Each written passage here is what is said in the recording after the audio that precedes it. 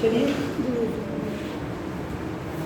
इसमें आप जैसे कि सक्रिय मतलब जो रेगुलर जिससे उत्सर्जन होता रहे, मलबा निकलता रहे, वो सक्रिय ज्वालामुखी होता है। और सुषुप्त ज्वालामुखी जो रुक रुक के कुछ अंतरालों पर, चाहे कुछ महीने चाहे कुछ सालों के अंतरालों पर मैग्मा निकलता रहे, तो वह सुषुप्त ज्वालामुखी या प्रसुप्त ज्वालामुखी कहलाता है। अब इसके एग्जाम्पल्स कौन कौन से हैं, ये थोड़ा इंपॉर्टेंट आप लोगों के लिए रहता है। चलिए लिखते हैं पहला, जापान का फ्यूजियामा। एक तो लिखिए जापान,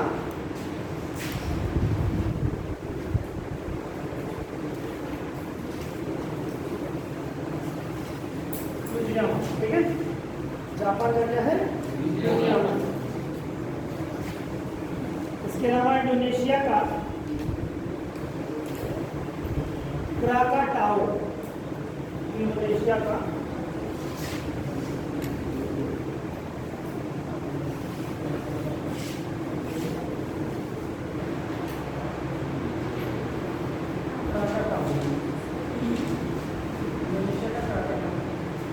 इटली का वेसुवियस,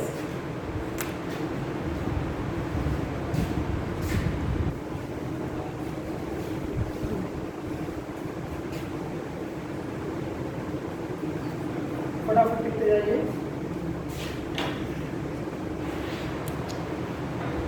अंडमान निकोबार का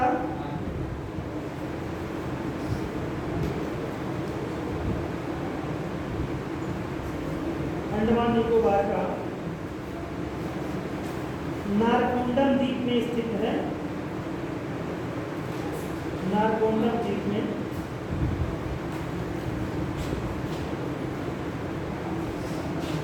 अब थोड़ा सा अगले के बारे में देखते हैं, ये तो बहुत इंपॉर्टेंट है। इसके अलावा जो एक और है वो आप देखते रहिएगा, इंपॉर्टेंट है क्योंकि वो आपके नोट करेंगे। अब देखिए मृत ज्वालामुखी या मृत या ज्वालामुखी।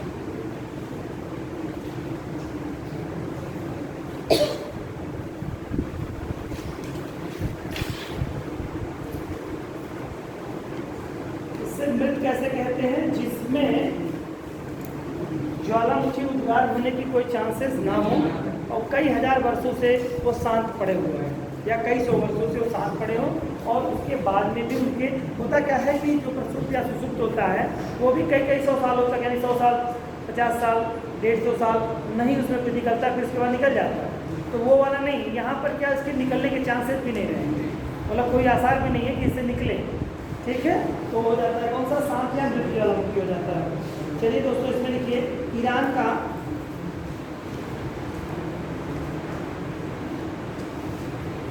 को सुल्तान एवं देवबंद, को सुल्तान या देवबंद नाम से है, को सुल्तान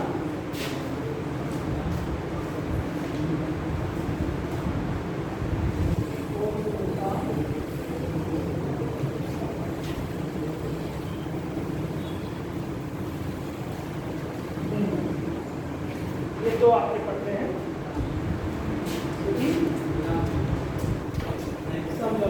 पीछे से आएगा, आगे से पीछे से आएगा।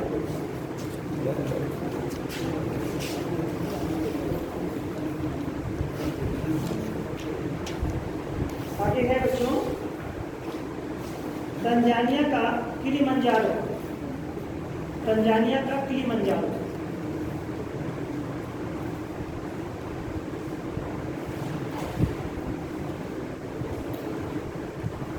म्यांमार का माउंट पोपा,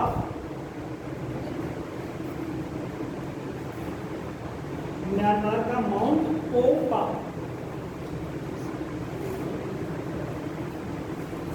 इक्वेडोर का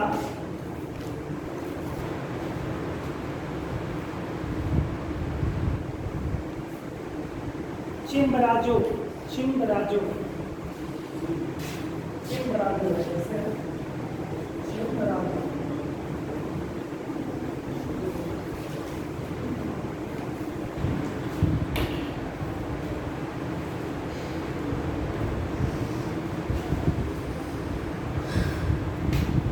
एंडीज पर्वत श्रेणी का एकांका हुआ।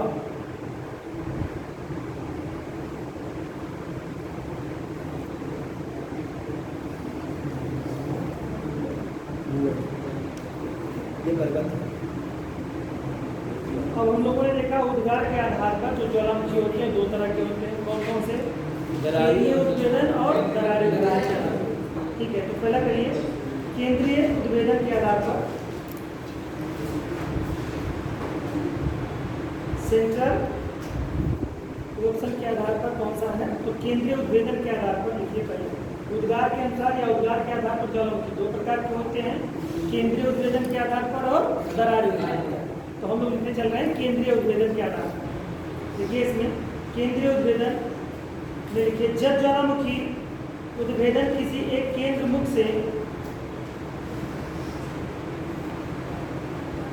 जब ज्वालामुखी उद्भेदन किसी एक केंद्रीय मुख से, एक केंद्रीय मुख से भारी धमाके के साथ होता है, एक केंद्रीय मुख से भारी धमाके के साथ होता है,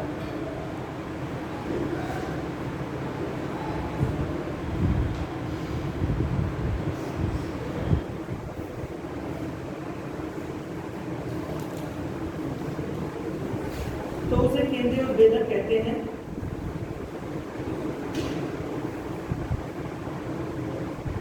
यह विनाशात्मक पेड़ किनारों के सहारे होता है, यह विनाशात्मक पेड़ किनारों के सहारे होता है,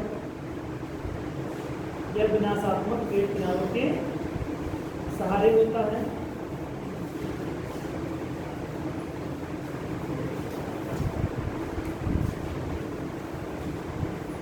ये कई प्रकार के होते हैं।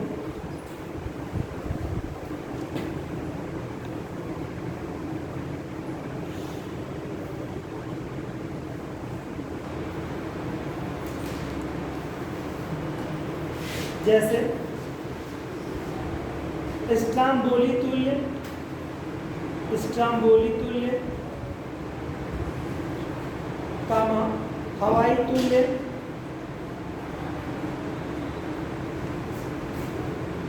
वॉल्केनियन तुल्य, तुल्य मतलब कंपैरिजन कर रहा है जैसा, ये सभी जो लिख रहे हैं, हवाई तुल्य आपने लिखा, स्ट्राम्बोली तुल्य लिखा, वॉल्केनियन तुल्य लिखा, ये सभी केंद्रीय उद्भेदन वाले हैं, यानी कि इनमें दो प्लेटें एक दूसरे से टकराई हुई हैं और वहाँ से विनाशात्मक प्लेट किनारा तभी बनेगा जब दो प्लेटें टकराएंगी और वहाँ पर जो ज्वालामुखी उद्गार होगा वो कौन सा होगा? केंद्रीय उद्भेदन वाला। पिलियन तुल्य कामा लगा के लिखेगा, वॉल्केनियन तुल्य के बाद पिलियन तुल्य तथा विसुवियस तुल्य, तथा विसुवियस तुल्य।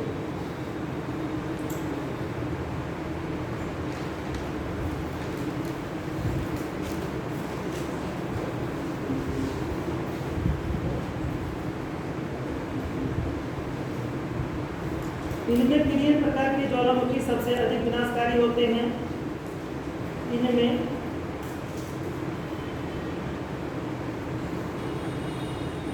पिलियन प्रकार के ज्वालामुखी सबसे अधिक विनाशकारी होते हैं।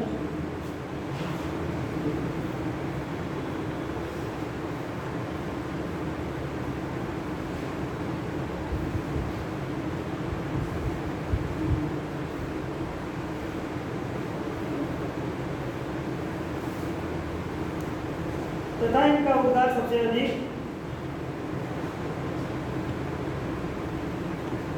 विस्फोटक एवं भयंकर होता है।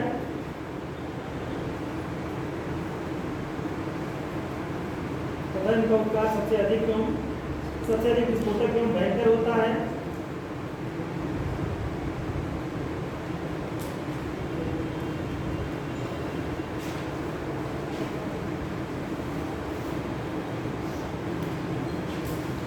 एग्जाम्पल लिखिए इसका उदाहरण के तौर पे, जैसे पश्चिमी द्वीप समूह के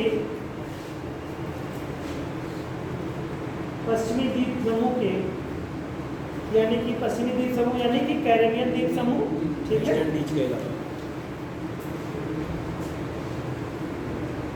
पश्चिमी द्वीप समूह के मार्टिनिक द्वीप का पिलियन ज्वालामुखी, मार्टिन द्वीप का पिलियन ज्वालामुखी या पीली ज्वालामुखी, पिलियन करके कहेंगे पीली मिलेगा, पीली, PELEE, पीली, लाल पीला होगा पीली ज्वालामुखी। सुंडा जल डमरू मध्य, कामा लगा के पीली ज्वालामुखी के बाद सुंडा जल डमरू मध्य का, सुंडा जल डमरू मध्य का ये दक्षिण पूर्व एशियाई क्षेत्र इंडोनेशिया में आप पाए गए, सुंडागढ़ के पास हिंद महासागर में, वहाँ की बात कर रहा है। सुंडा जल डमरू मध्य का क्राकाटोवा, क्राकाटोवा, क्राकाटोवा ज्वालामुखी,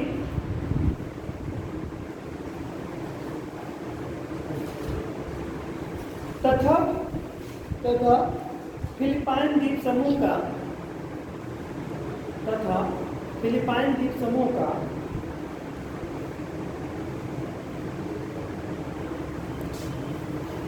माउंट ताल का भयंकर उद्भेदन,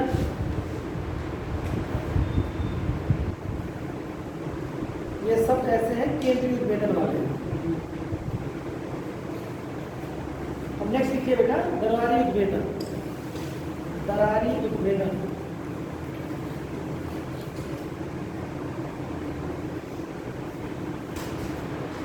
देखिए अब जो आप बात हमेशा ध्यान रखिएगा कि ये जो आपका केंद्रीय उद्भेदन और दरारी उद्भेदन है, ये बेसिकली इस पे बेस्ड आपका है कि जब प्लेटें टकराती हैं एक दूसरे से तो कौन सा होता है, विनाशात्मक प्लेट किनारा कहलाता है।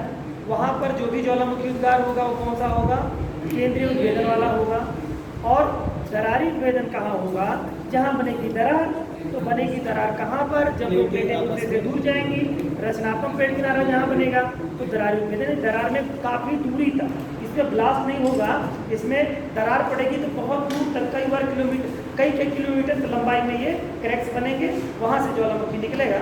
वहाँ जब फिर जो बनेगा ज्वालामुखी वो एक पहाड़ के रूप में, इस तरह से समझिए बनेगा। और ख़ास तौर से ये जो प्लेटें होती हैं, मैक्सिमम प्लेटें क्या होती हैं, या तो महासागरीय व्यवहार की होती हैं, या तो महासागरीय महाद्वीपीय व्यवहार की होती हैं, है ना, या कहीं कहीं तो प्लेटें मिलेंगी जो महाद्वीपीय स्वरूप की हैं। तो जहाँ प्लेटें तो मिलेंगी, खास तौर से हमेशा जान लीजिए, दो प्लेटों का जो किनारा होगा निश्चित तौर से सागरीय क्षेत्र में ही होगा।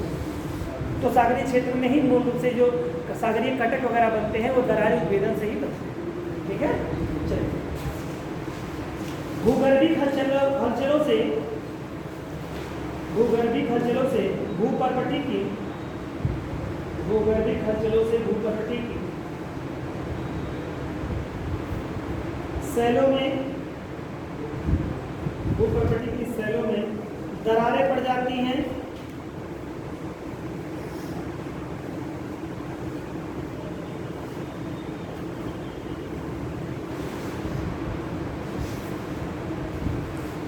दरारें पड़ जाती हैं।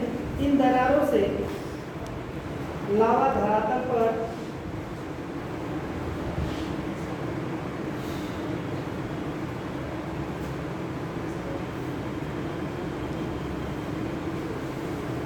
दरारों से लावा धरातल पर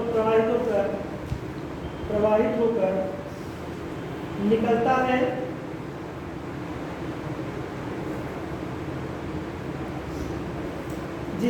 जिसे दरारी उद्भेदन कहते हैं, निकलता है जिसे दरारी उद्भेदन कहते हैं।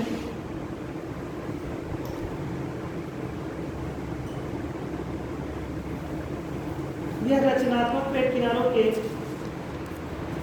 यह रचनात्मक प्लेट किनारों के सहारे होता है, यह रचनात्मक प्लेट किनारों के सहारे होता है।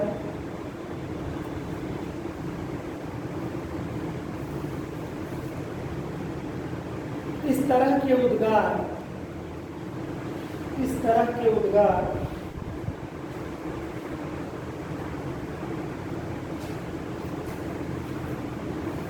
क्रिटेशियस युग में, क्रिटेशियस युग में इस तरह के उद्गार क्रिटेशियस युग में बड़े पैमाने पर हुए थे।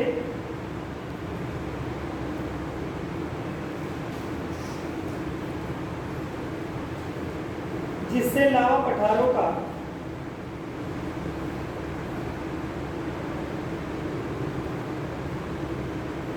निर्माण हुआ था।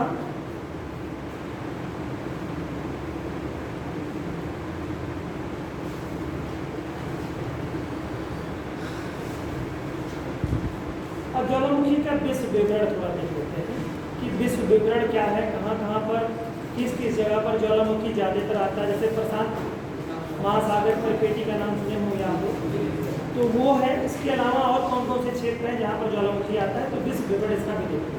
एक हेडिंग करिए ज्वालामुखी का विश्व विवरण। ज्वालामुखी का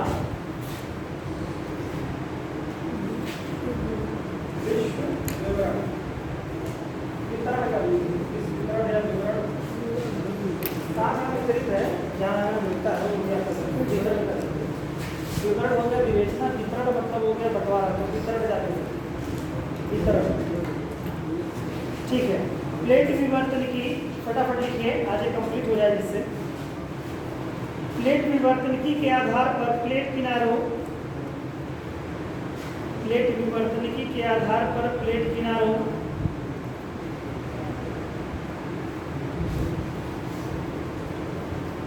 प्लेट विवर्तनिकी के आधार पर प्लेट किनारों के परिवेश में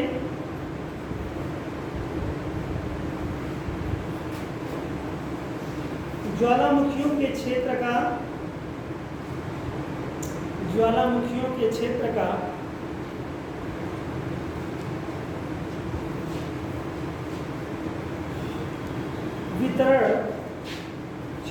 वितरण वर्तमान समय में सर्वाधिक मान्य संकल्पना है।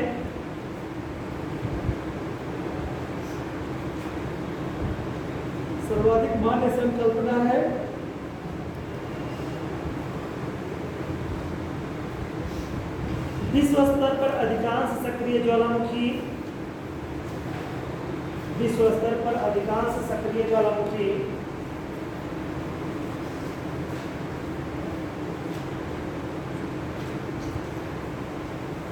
प्लेटों की सीमाओं के साथ संबंधित हैं, प्लेटों की सीमाओं के साथ रिलेटेड हैं, संबंधित हैं।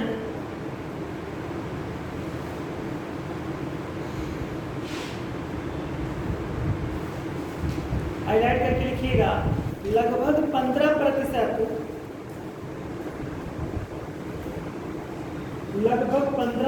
ज्वालामुखी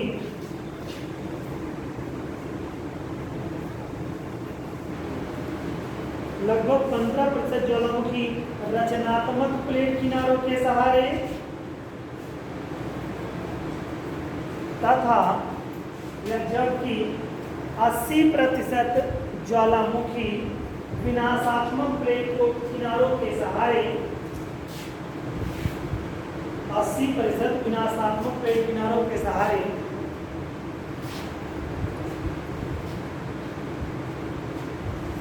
पाए जाते हैं।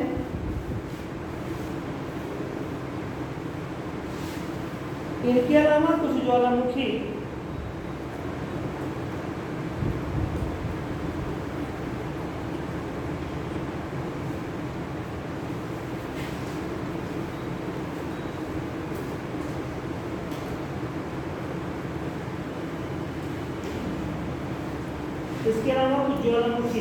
केंद्रीय उद्भेदन जिसे अभी आपने पढ़ा, केंद्रीय उद्भेदन प्लेट के आंतरिक भाग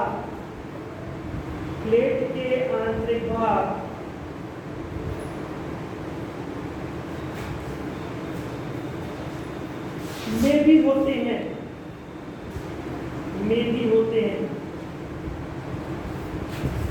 यानी कि हम कहें तो हमने बताया कि आपको केंद्रीय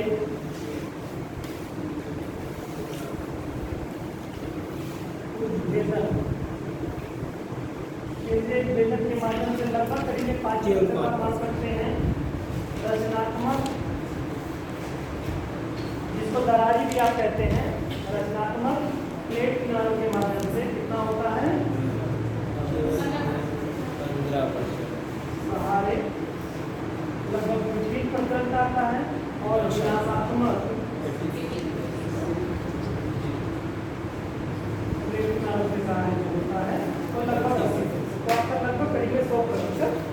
ज्वालामुखी का हो गया। अब यही चीज पहले आपने जो उद्भेदन के आधार पर देखा था, तो केंद्रीय उद्भेदन और क्या दरारी देखा था।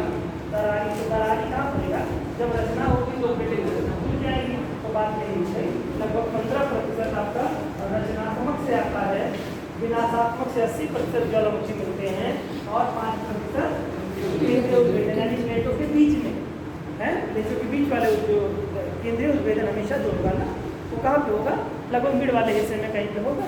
ठीक है, जब दो प्लेटें टकराती हैं तो एक दूसरे के नीचे जो अधिगमन कर जाती हैं, तो वो प्लेटें क्या करती हैं, मैग्मा में उगल जाती हैं और वहाँ से जो रेडियोएक्टिव तत्व मिलते हैं बड़ी मात्रा में वहाँ पर अधिकता हो जाती है रेडियोएक्टिव तत्वों की। तो रेडियोएक्टिव तत्वों की अधिकता हो जाने के नाते एक तरह से कहिए कि वहाँ का जो मलबा होता है नीचे दुर्बल मंडल का, वो बढ़ जाता है, तो वो फिर बाहर निकलने की कोशिश करता है। तो बाहर निकलने के कारण से विनाशात्मक प्लेट में जाने ज्वालामुखी आ जाती है। रचनात्मक में क्या होता है, जैसे दूर चले जाएंगे तो प्लेट टूटेगी नहीं, वो दूर हट जाएगी, तो बस केवल होगा नीचे से मैग्मा ऊपर आ जाएगा, यानी प्लेट वहाँ नहीं टूटती है, वहाँ नई मतलब एक तरह से नई संरचना का निर्माण हो जाता है, एक तरह से कहीं नई प्लेट बन जाती है। इस नाते उसका रचनात्मक नाम रखा गया है। और बाकी तो केंद्रीय उद्भेदन तो आप जान ही रहे हैं। चलिए, तो सबसे बड़ी बात जो होती है, सबसे बड़ा जो एक तरह से कहिए बेल्ट पाया जाता है ज्वालामुखी का, वो आपका प्रशांत महासागर का दोनों किनारा, पूर्वी और पश्चिमी किनारा। पूर्वी किनारे पर प्रशांत महासागर के आप देखेंगे उत्तरी अमेरिका, दक्षिणी अमेरिका का पश्चिमी तट पड़ता है, वो हो जाएगा। और प्रशांत महासागर का जो पश्चिमी किनारा देखेंगे, वह जितने भी दक्षिण पूर्व एशियाई देश हैं, दक्षिण पूर्व एशियाई देश या दक्षिण पूर्व एशियाई देश यानी कि चीन जापान से लेते हुए और आप सीधे चले जाएंगे पूरे निचले हिस्से तक, ऑस्ट्रेलिया तक चले जाएंगे, तो वो हिसाब का पूरा बनेगा। ठीक है, रिंग ऑफ फायर। तो ये वाला सबसे बड़ा हिस्सा जो होता है, सबसे इम्पोर्टेंट ये ज्वालामुखी का क्षेत्र है। ठीक है बेटा, चलिए इसमें थोड़ा नोट कर लीजिए। पर पहला लिखिए परिप्रशांत महासागरीय मेखला, परिप्रशांत महासागरीय मेखला, परिप्रशांत महासागरीय मेखला, परिप्रशांत महासागरीय मेखला। सबसे ज़्यादा ज्वालामुखी यही आती है और सबसे ज़्यादा जहाँ जिस क्षेत्र में दोस्तों भूकंप ज्वालामुखी आएगा, तो ज्वालामुखी की अपनी तो क्वालिटी ही है कि उसके साथ भूकंप ऑटोमेटिक आएगा। और अगर हम देखें इन दोनों देशों की बात, दोनों किनारों की बात करें, प्रशांत महासागर के पूर्वी और पश्चिमी किनारे की बात करें, तो इस क्षेत्र में आपका क्या मिलेगा, कौन से ऐसे देश होंगे जो सबसे ज़्यादा प्रभावित होंगे? सारे ये पश्चिमी देश सारे कैसे होंगे? जापान इसमें सबसे ज़्यादा, जापान जितने भी द्वीपीय देश होंगे, जो द्वीप हैं छोटे देश हैं, वो प्रभावित होंगे। उत्तरी अमेरिका दक्षिणी अमेरिका भी प्रभावित होना चाहिए सबसे ज़्यादा, लेकिन क्यों नहीं होता तो बताए। जब बड़े के नाते कहता है तुमको नहीं छड़ेंगे, नहीं सर, जैसे उनकी थोड़ी सी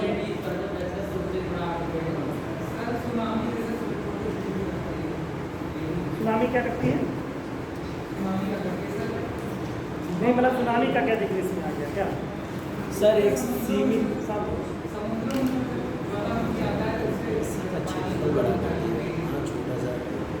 तो जो हो सकता है ना, तो क्या होता है कि जब ज्वालामुखी उद्गार होगा तो भूगर्भीय हलचलें होंगी, पानी में डिस्टर्बेंस होगा।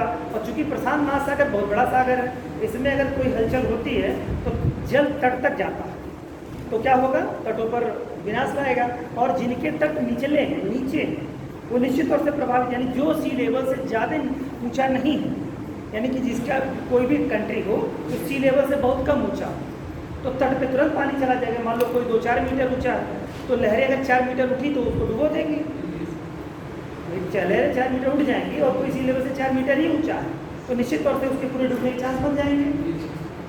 और जो सी लेवल से मान लो कोई देश 30 मीटर, 25 मीटर, 30 मीटर ऊंचा है, तो उसके डूबने के चांसेस नहीं बनेंगे, तट थोड़ा बहुत प्रभावित होगा। तो जापान की स्थिति ये पड़ जाती है कि तटीय देश है वो, और दोनों तरफ से समुद्र पड़ते हैं, उसके लहरें जैसे आती है तो उसकी तटों को पूरी तरह से विनाश कर देती है। तो इसी नाते सुनामी सबसे ज़्यादा वहीं आती है। सुनामी क्या होता है, जो समुद्री लहरें होती हैं उन्हीं को सुनामी कहा जाता है। और ये आती हैं मोस्टली क्यों, क्योंकि प्लेटों की मूवमेंट के कारण। प्रशांत महासागर का जो पूर्वी हिस्सा है, यानी कि एक तरह से कहिए कि उत्तरी अमेरिका और दक्षिणी अमेरिका का हिस्सा, तो इनके तटों पर एंडीज और रॉकीज पर्वत श्रेणी तो बड़ी लंबी पर्वत श्रेणी होती है जो कि उनको एक तरह से सेफ जोन प्रोवाइड कर देती है। तो ये बड़ा कारण है।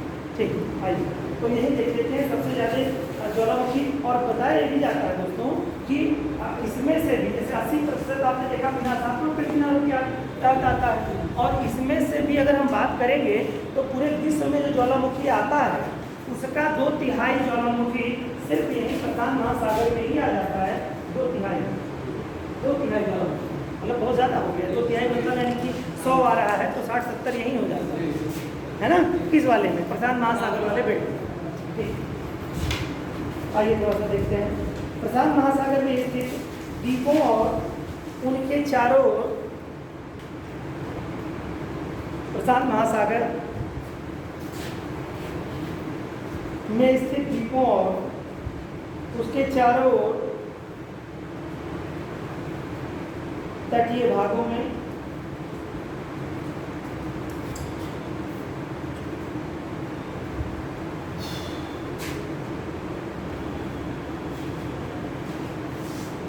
ज्वालामुखियों की संख्या अत्यधिक पाई जाती है।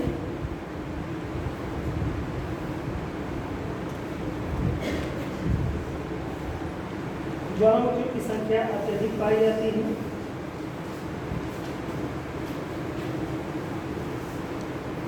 यहाँ विनाशात्मक पेड़ किनारों के सहारे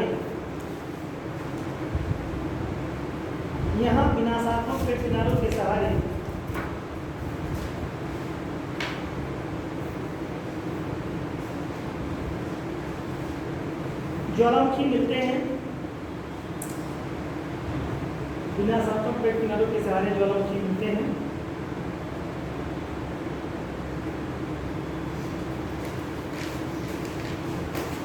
विश्व के कुल ज्वालामुखियों का लगभग यानी विश्व में कुल जितने ज्वालामुखी आते हैं उसका मुखियों का लगभग 2/3% भाग 2/3% भाग प्रशांत महासागर के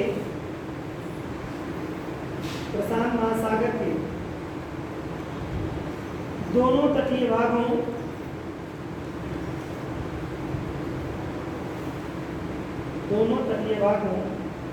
द्वीपीय चापों या द्वीप चापों तटीय भागों द्वीपीय चापों तथा समुद्री द्वीपों के सहारे पाए जाते हैं।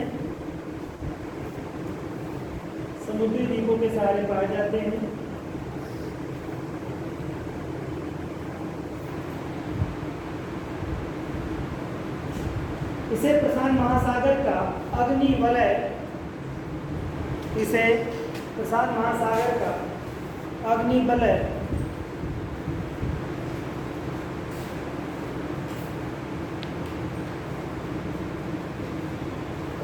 Fire ring of Pacific ocean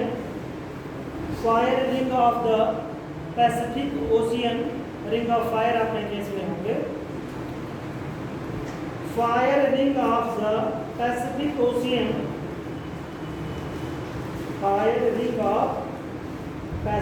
ocean कहते हैं, यानी प्रशांत महासागर का अग्निवलय।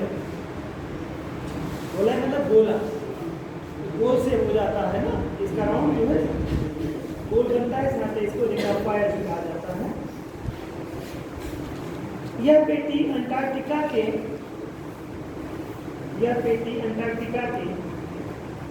माउंट इरेबस से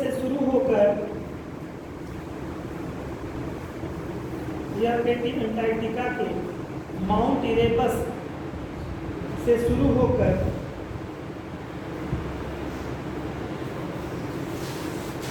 दक्षिण अमेरिका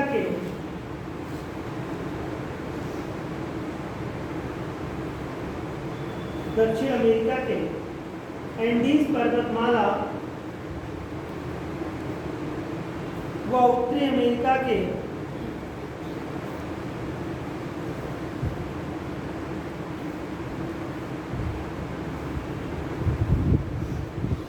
राकी पर्वतमाला का अनुसरण करते हुए अनुसरण करते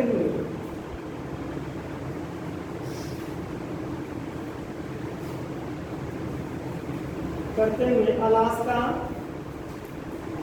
अनुसरण करते हुए अलास्का, पूर्वी रूस, जापान,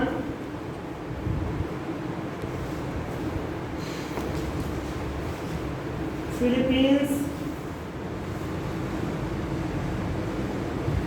आदि द्वीपों से होता हुआ मध्य महाद्वीपीय पेटी में मिल जाता है।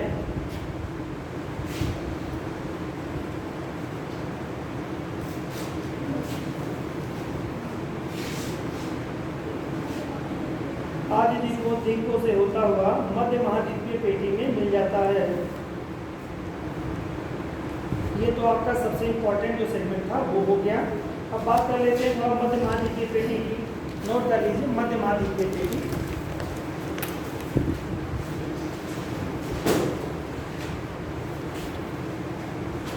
मध्य महाद्वीपीय पेटी मेखला के मध्य महाद्वीपीय मिड कॉन्टिनेंटल बेल्ट से कहा जाता है इंग्लिश में, शायद वो भी नोट कर सकते हैं, मिड कॉन्टिनेंटल बेल्ट। मध्य महाद्वीपीय पेटी मेखला के अधिकांश ज्वालामुखी विनाशात्मक प्लेट किनारों के सहारे आते हैं।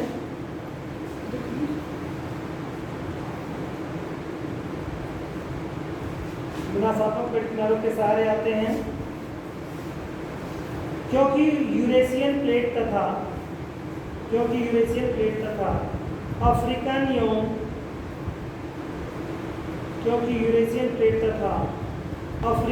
इंडियन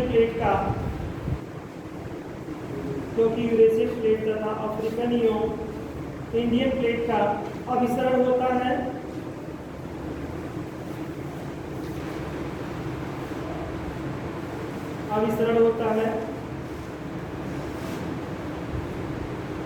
यह यूरेशिया महाद्वीप के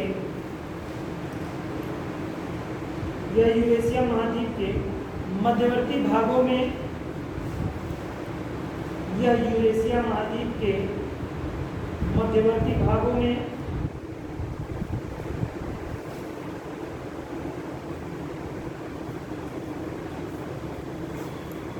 नवीन वलित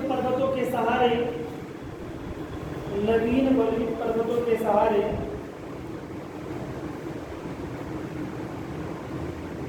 पूरब से पश्चिम की ओर फैली हुई हैं। नवीन वलित पर्वतों के सहारे पूरब से पश्चिम की ओर फैली हुई हैं।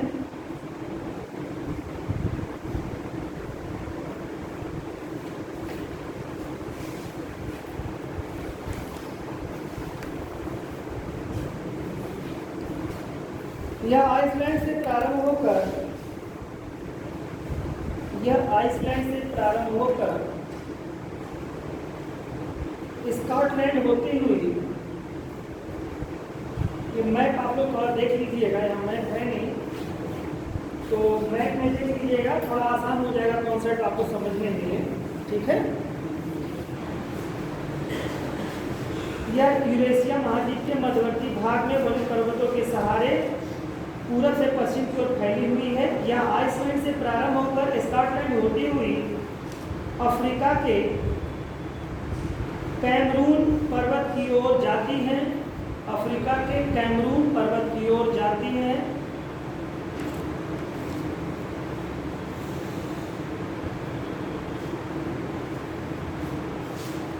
कनारी द्वीप पर इसकी दो शाखाएं हो जाती हैं।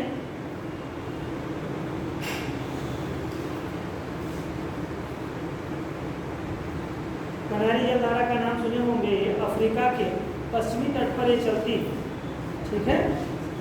जो रेगिस्तान सहारा का पड़ता है, रेगिस्तान के पश्चिम जो आपका अटलांटिक महासागर पड़ता है, उधर कनारी की धारा चलती है, वहीं पर एक द्वीप पड़ता है कनारी द्वीप। तो कनारी द्वीप की दो शाखाएं, कनारी द्वीप पर इसकी दो शाखाएं हो जाती हैं। एक पश्चिम की ओर, एक शाखा पश्चिम की ओर तथा दूसरी शाखा पूरब की ओर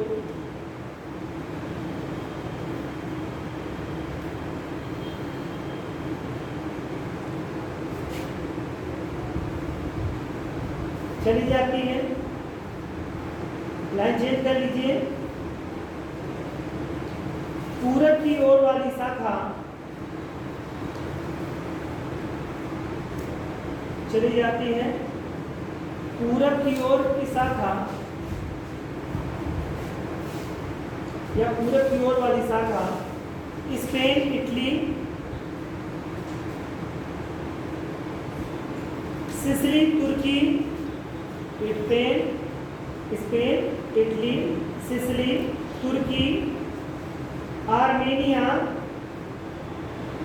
काकेशिया,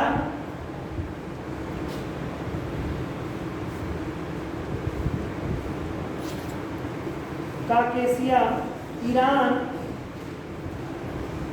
अफगानिस्तान, पाकिस्तान,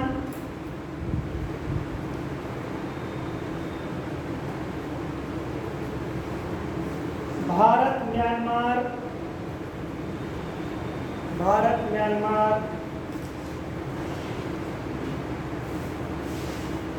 मलेशिया होती हुई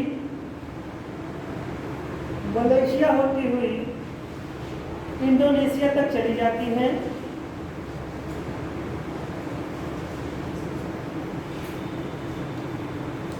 इसके अतिरिक्त अरब में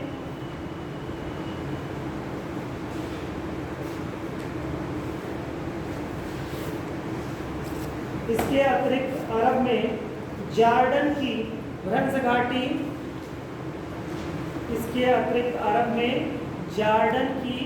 भ्रंश घाटी,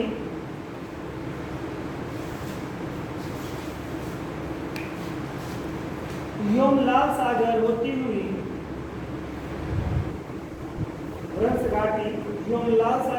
हुई एक श्रृंखला अफ्रीका की विशाल भ्रंश घाटी तक फैली हुई है। एक श्रृंखला अफ्रीका की विशाल भ्रंश घाटी तक फैली हुई है।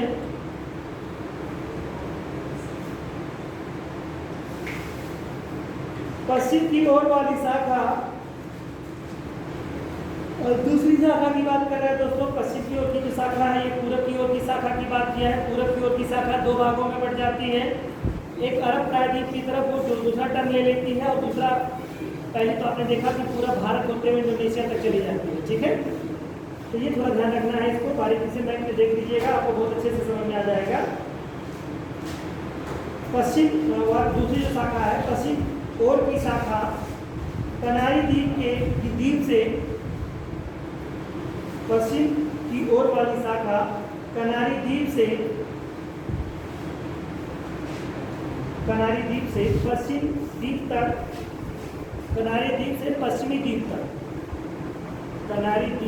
पश्चिमी द्वीप तक जाती है।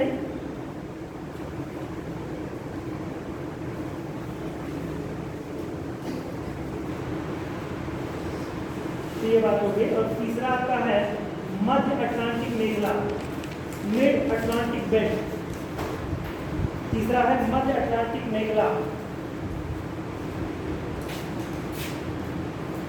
मध्य अटलांटिक मेखला।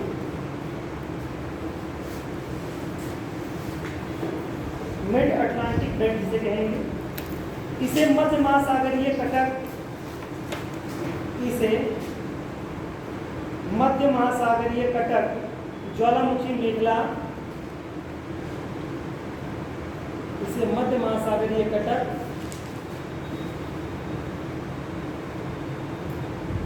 ज्वालामुखी मेखला की संज्ञा से भी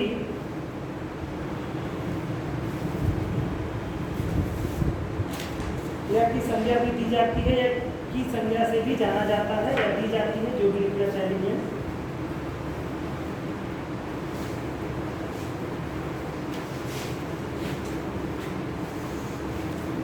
यह मेखला रचनात्मक पेड़ किनारों के सहारे मिलती है।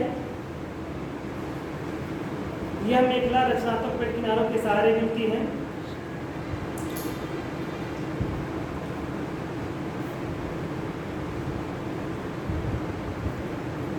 जहां पर दो प्लेटों के अपसरण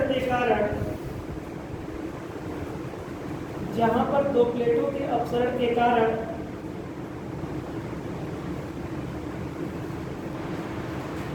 दरार या भ्रंशन का निर्माण होता है।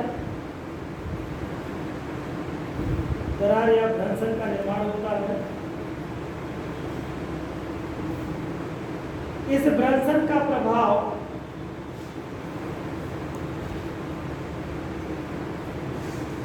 एथिनोस्फीयर तक होता है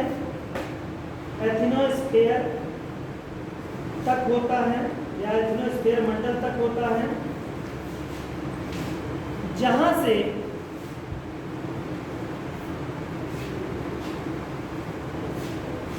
पेरिडोटाइट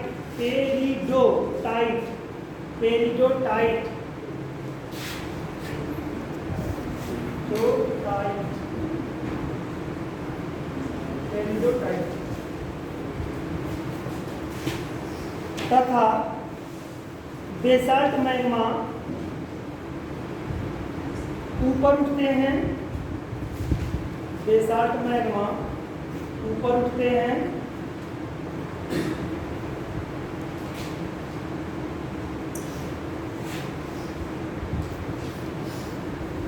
इनके शीतलन से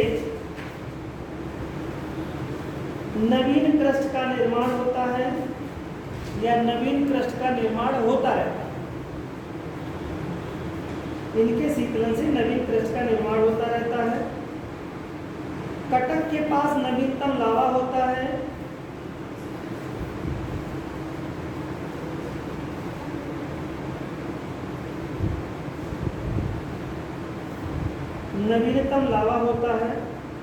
तथा इनसे जितना दूर हटते जाते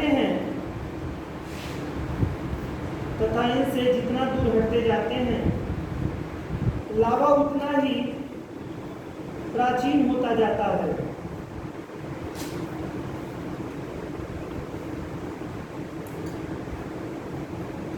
इस तरह की ज्वालामुखी क्रिया से सबसे अधिक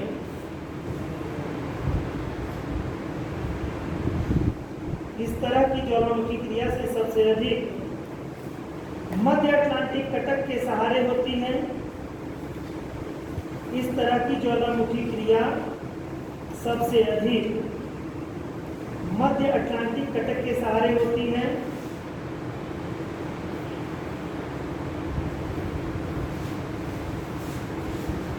आइसलैंड इस मेखला का सबसे अधिक सर्वाधिक सक्रिय क्षेत्र है।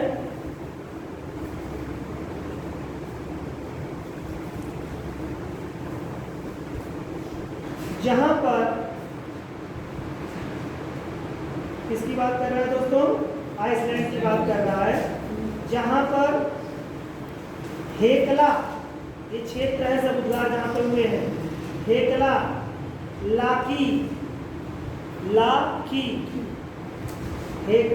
लाकी, यों, हेल्गाफेल का उद्गार महत्वपूर्ण है।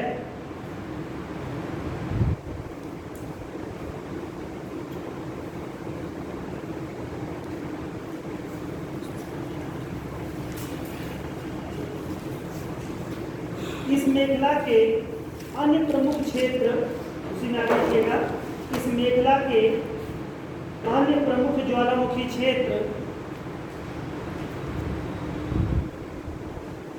दक्षिणी अटलांटिक महासागर का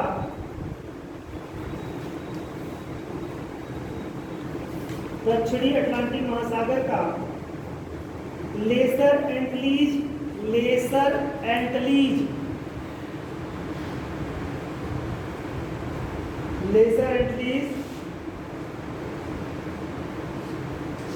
तथा उत्तरी अटलांटिक महासागर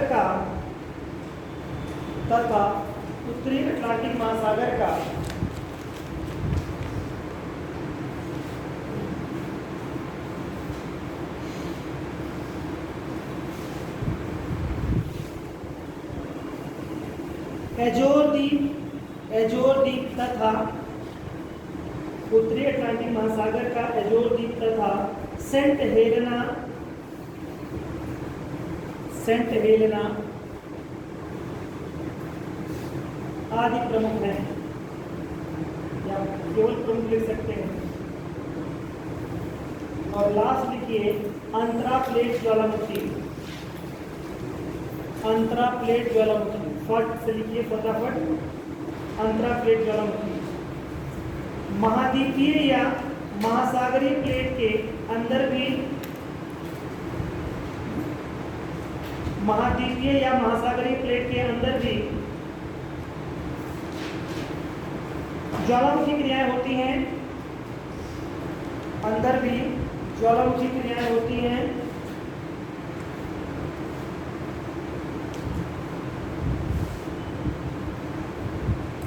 जिसका कारण माइक्रोप्लेट गतिविधियों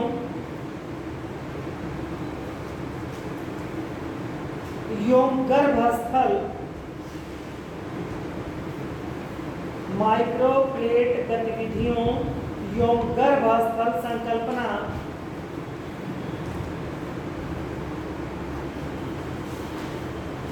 को माना जाता है, गर्भस्थल संकल्पना को माना जाता है, क्योंकि प्लेट विवर्तन की सिद्धांत द्वारा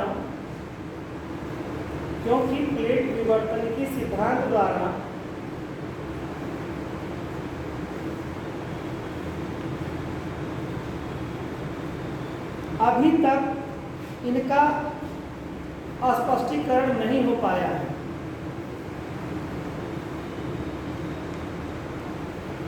क्योंकि प्लेट विवर्तन के सिद्धांत द्वारा अभी तक इनका स्पष्टीकरण नहीं हो पाया है।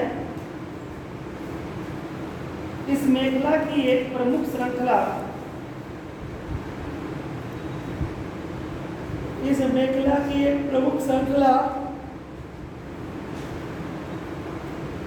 हवाई द्वीप से प्रारंभ होकर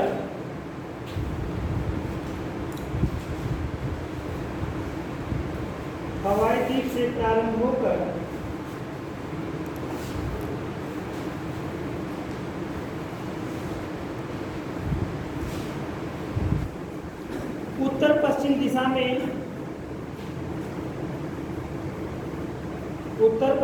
में कम चटका तक चली गई हैं।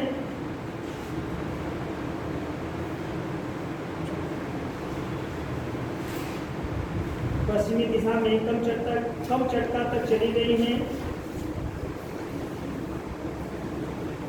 चेंज कर लो। हवाई द्वीप पर ही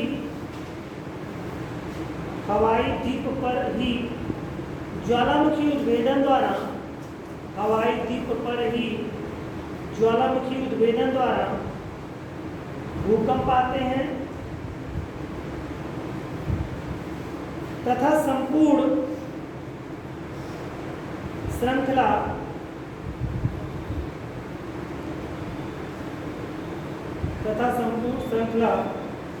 भूकंप रहित है।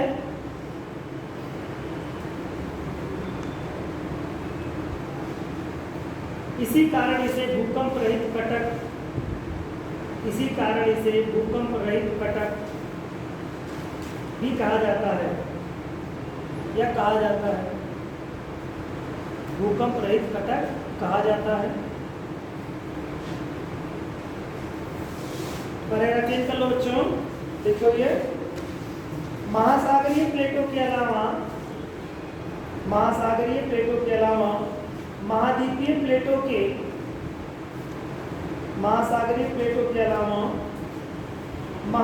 प्लेटों के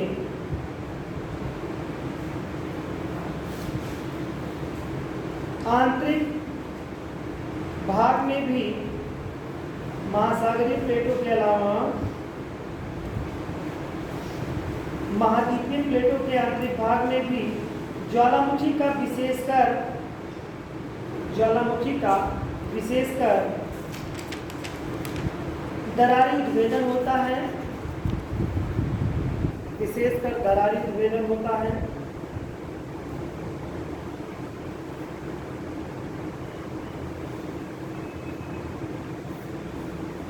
उदाहरण के लिए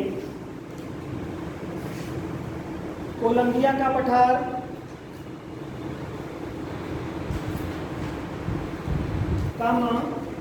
भारतीय प्रायद्वीपीय पठार, कोलंबिया का पठार, भारतीय प्रायद्वीपीय पठार, ब्राजील एवं पराग्वे का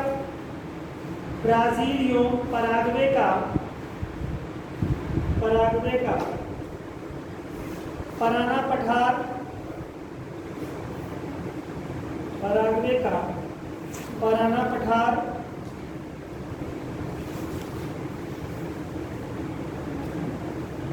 आदि का निर्माण,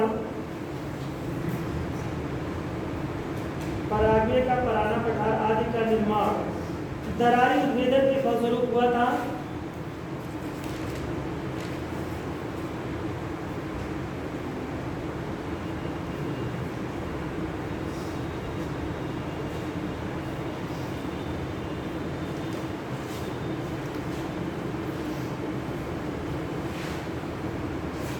इसके अलावा पूर्वी अफ्रीका के भूभ्रंश घाटी क्षेत्र के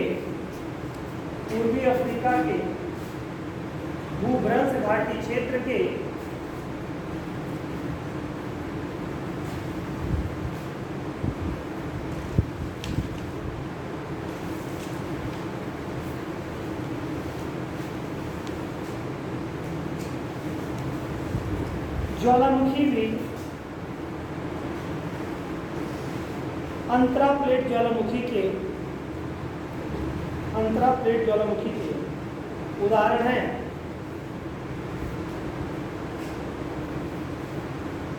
इसी के साथ हम लोग ज्वालामुखी को काफी कुछ आपका कंप्लीट हो गया है। कुछ एक बिंदु आप लोगों के होंगे जो प्रश्नों के माध्यम से आप लोग कर लीजिए, ठीक है। श्रृंखला, मेखला मतलब होती है श्रृंखला, ठीक है। ये नामकरण पर्टिकुलर इसी में यूज किया जाता है, ठीक है। जैसे पर्वत श्रृंखला होती है ना, उसी तरह का ये शब्द है। तो ज्वालामुखी में आई होप आप लोगों को एक आइडिया हो गया होगा ठीक ठाक, जिन लोगों ने पढ़ लिया। नेक्स्ट टॉपिक हम लोगों का इसी से रिलेटेड होगा। जहाँ ज्वालामुखी आता है वहाँ क्या होता है, भूकंप भी आता है। ज्वालामुखी जहाँ आता है वहाँ भूकंप भी आता है। क्यों ऐसा होता है?